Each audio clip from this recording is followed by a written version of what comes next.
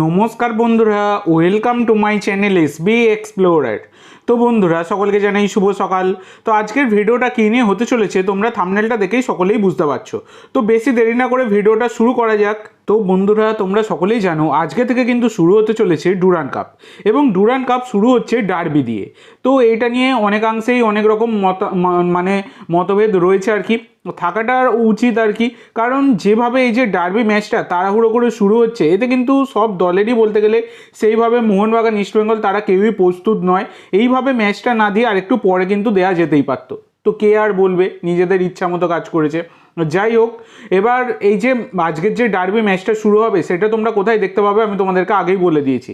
তো টিভিতে, তবু একবার বলে দিচ্ছি, টিভিতে কিন্তু তোমরা কোন চ্যানেলটায় দেখতে পাবে এটা স্পেসিফিকভাবে একদমই বলে দিচ্ছি, ভালো করে শুনে নাও। তোমরা অনেকেই কিন্তু ভিডিওটা পুরো দেখো না, আর সেম জিনিসই কমেন্টের মাধ্যমে জানতে চাও, এটা কিন্তু খুবই প্রবলেম হয়। তো দেখো, সোনি স্পোর্টস 10/5 এই টিভি চ্যানেলে কিন্তু তোমরা লাইভ দেখতে পেয়ে যাবে, আর মোবাইলে তো যেখানে বলেছিলাম সেইখানেই। তো বারবার আমি সব জিনিস উচ্চারণ করছি না, সমস্যা থাকবে, কারণ এবারে তোমাদেরকে বলে দিই। তো লাইভের বিষয়বস্তু কিন্তু তোমরা পেয়ে যাবে, সেই কারণে তোমরা এসবি এক্সপ্লোরার ইউটিউব চ্যানেলটা অবশ্যই সাবস্ক্রাইব করবে, এবং তার পাশাপাশি কিন্তু টেলিগ্রাম চ্যানেল এবং হোয়াটসঅ্যাপ চ্যানেলটা অবশ্যই সাবস্ক্রাইব করবে। তো YouTube channel, Telegram channel, WhatsApp channel অবশ্যই কিন্তু সাবস্ক্রাইব করে রাখবে।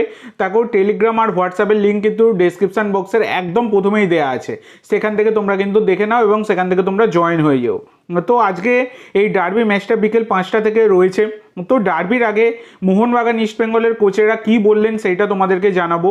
তো প্যানোস, মোহনবাগানের কোচ, তিনি জানিয়েছেন যে আমার কাছে সব ম্যাচই ডার্বি, বিদেশি ফুটবলার থাকবে কি থাকবে না সেটা নিয়ে ভাবছি না, আমার হাতে সেরা ভারতীয় স্কোয়াড রয়েছে, আরও একটা অনুশীলন রয়েছে আমার হাতে, তারপর প্রথম একাদশ নির্বাচন করব। এটা কালকে বলেছেন আর কি, সেই কারণেই বলছেন আরও একটা সিজন, মানে আরও একটা প্র্যাকটিস সিজন হাতে আছে, তারপরে কিন্তু তিনি বলবেন, মানে নির্বাচন করবেন, এটা কালকের কথা, সেই কারণে তিনি বলেছেন আর কি। তো এবার তোমাদেরকে জানাবো যে মোহনবাগানের নতুন বিদেশি, তিনি কলকাতায় এসে গিয়েছিলেন, ড্রেজান ড্রাজিচ। তো তিনি কি জানিয়েছেন সেটা বলি। তো ড্রাজিচ তিনি জানিয়েছেন যে ডার্বিতে আমি নিজের সেরাটা দেওয়ার জন্য তৈরি, দলের সঙ্গে যোগ দিয়ে 100% অনুশীলন করেছি, এবার বাকি সিদ্ধান্ত কোচের।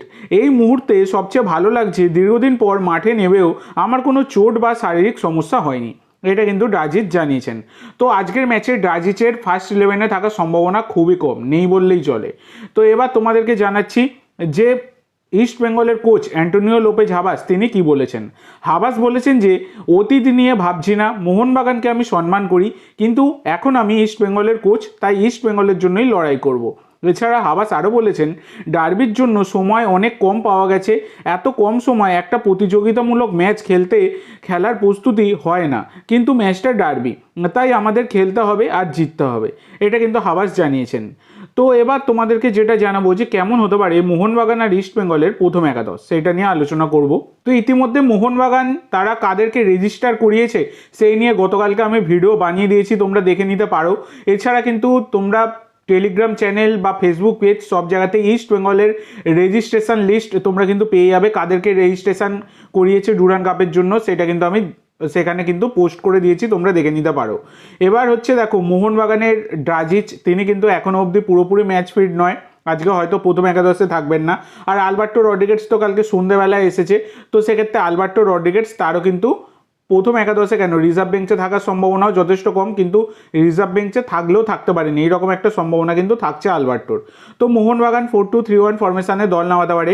গোলকিপার ভিশাল কাইত, 4জন ডিফেন্ডার, রাইট ব্যাকে অভিষেক টেকচাম, লেফট ব্যাকে সুভাশিস, সেন্টার ব্যাকে রাহুল ভেকে আর মেহতাব, 2জন ডিফেন্সিভ মিডফিল্ডার আপুইয়া থাপা, 3জন অ্যাটাকিং মিডফিল্ডার, রাইট মিডফিল্ডে কিয়ান, লেফট মিডফিল্ডে লিস্টন, সেন্টার অ্যাটাকিং মিডফিল্ডে সাহাল, 1জন ফরওয়ার্ডস মনভীর।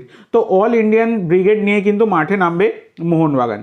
আর এদিকে ইস্ট বেঙ্গল তারাও কিন্তু অল ইন্ডিয়ান ব্রিগেড নিয়ে মাঠে নামার কথা, যেখানে ইস্ট বেঙ্গলের প্রথম একাদশ 4-4-2 ফরমেশনে নামতে পারে, যেখানে গোলকিপার গিল, 4জন ডিফেন্ডার, রাইট ব্যাকে চাকু মান্ডি, লেফট ব্যাকে জয় গুপ্তা, সেন্টার ব্যাকে আনোয়ার আর লালচুন্নুঙ্গা, 4জন মিডফিল্ডার, রাইট উইংয়ে দানু, লেফট উইংয়ে বিপিন, সেন্টার মিডফিল্ডে রোহিত কুমার আর জিকসন, দুজন ফরওয়ার্ডস এডমুন্ড আর ডেভিড। তো এইরকম কিন্তু হতে পারে ইস্টবেঙ্গলের প্লেইং 11। তো তোমাদের মতে দুই দলের বেস্ট প্লেইং 11 কী হতে পারে অবশ্যই সকলে কমেন্ট করে জানাতে ভুলো না। তো আজকের জন্য এইটুকু বন্ধুরা, ভিডিওটি ভালো লাগলে অবশ্যই লাইক করো, শেয়ার করো, আমার চ্যানেলে প্রথমবার এসে থাকলে চ্যানেলটি সাবস্ক্রাইব করো আর কমেন্ট করে জানাও ভিডিওটি কেমন লাগলো। ধন্যবাদ।